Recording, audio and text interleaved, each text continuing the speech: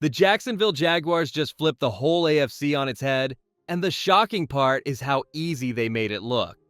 They did not squeak past the New York Jets, they ran them over, putting up 48 points and hanging 31 before halftime like it was normal.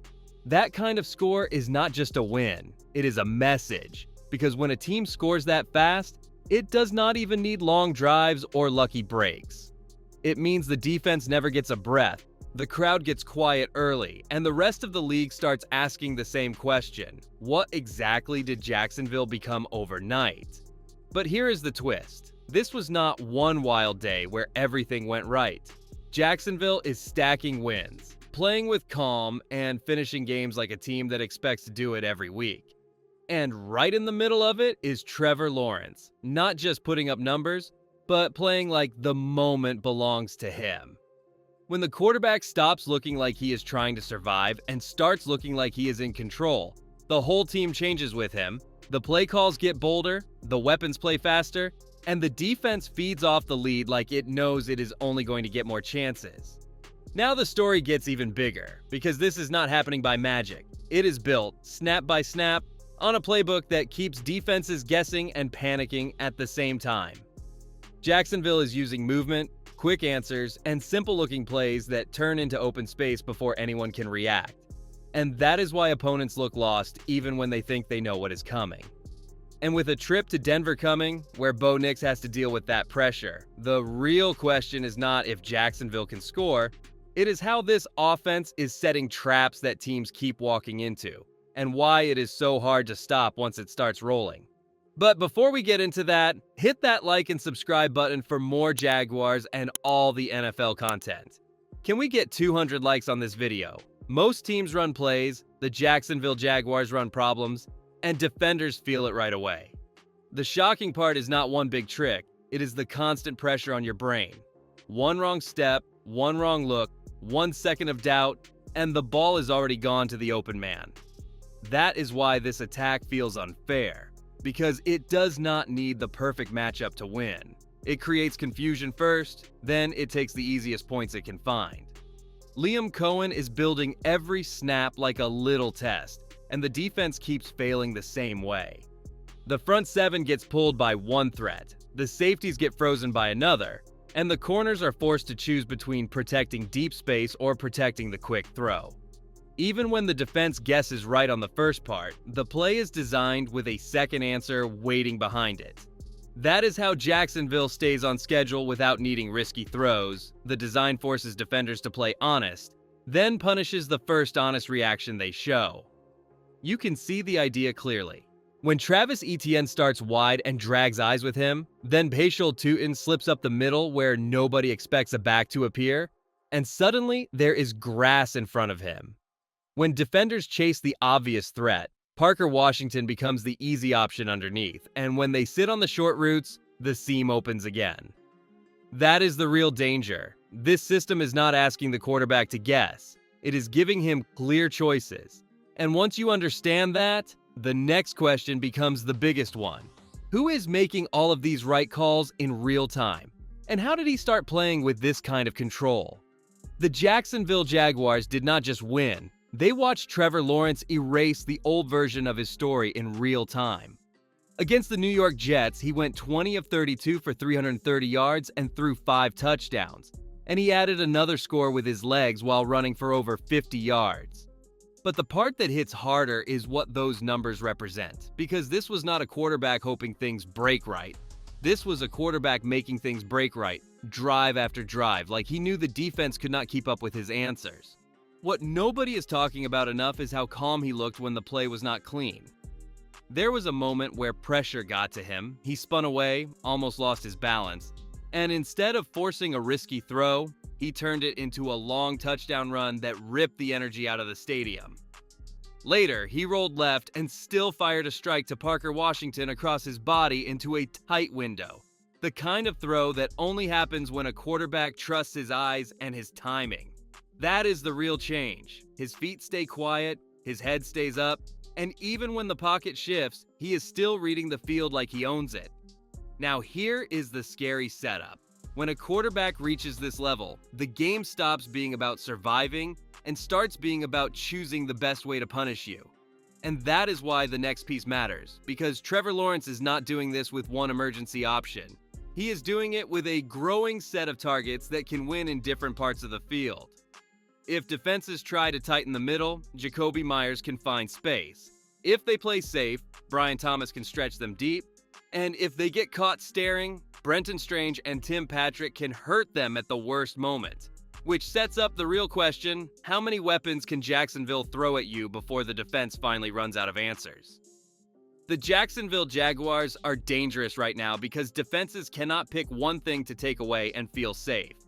If you shade help outside, the middle opens. If you tighten the middle, the sideline shots show up.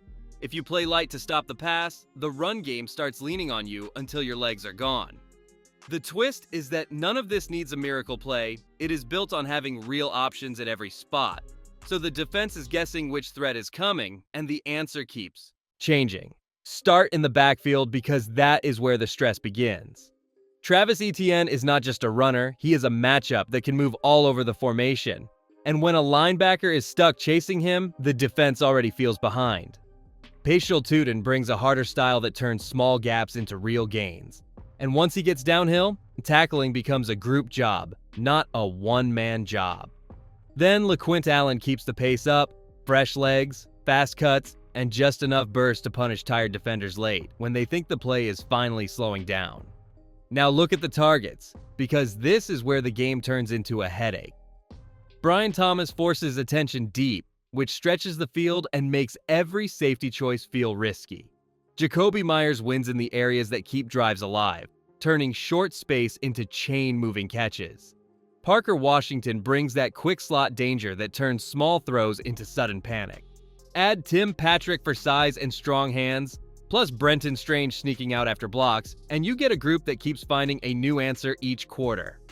And once opponents start pressing and throwing more to keep up, that is when the next part hits.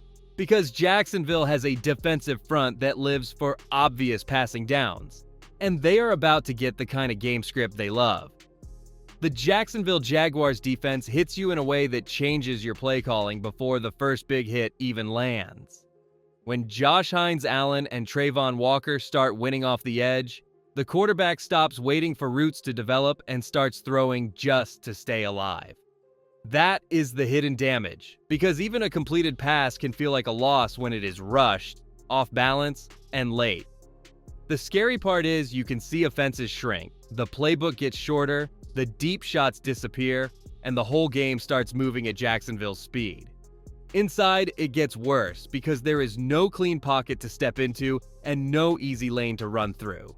Davon Hamilton forces running plays to bounce before they are ready, and Eric Armstead brings that veteran power that squeezes space from the middle until the quarterback has nowhere comfortable to stand.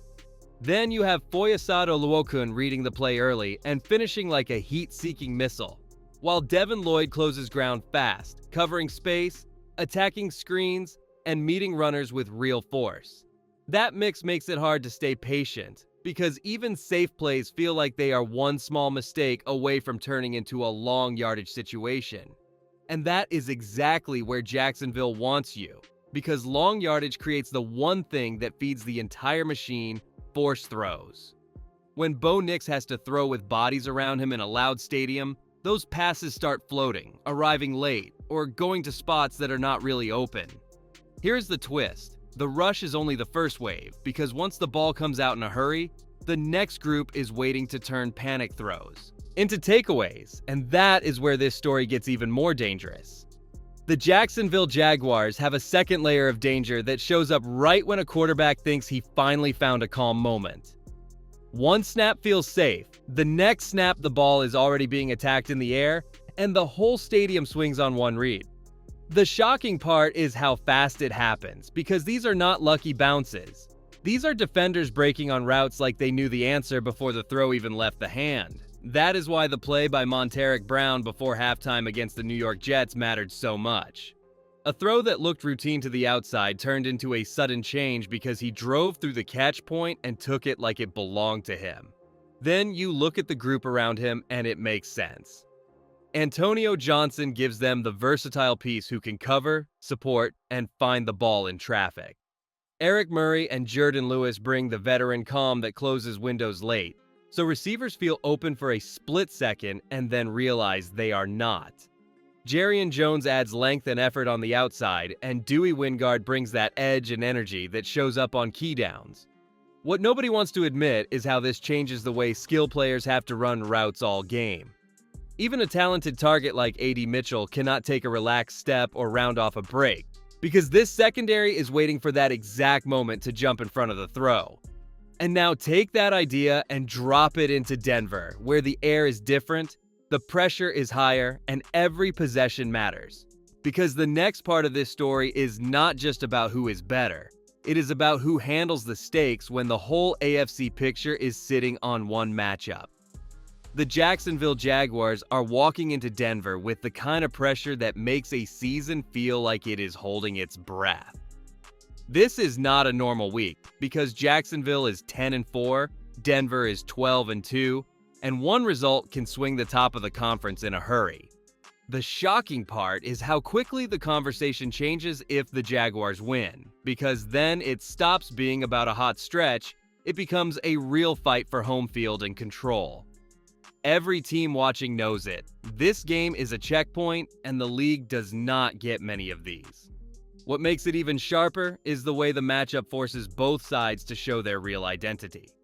Trevor Lawrence is coming in with momentum and a system that keeps answers ready, but Denver is built to squeeze time, space, and patience out of an offense.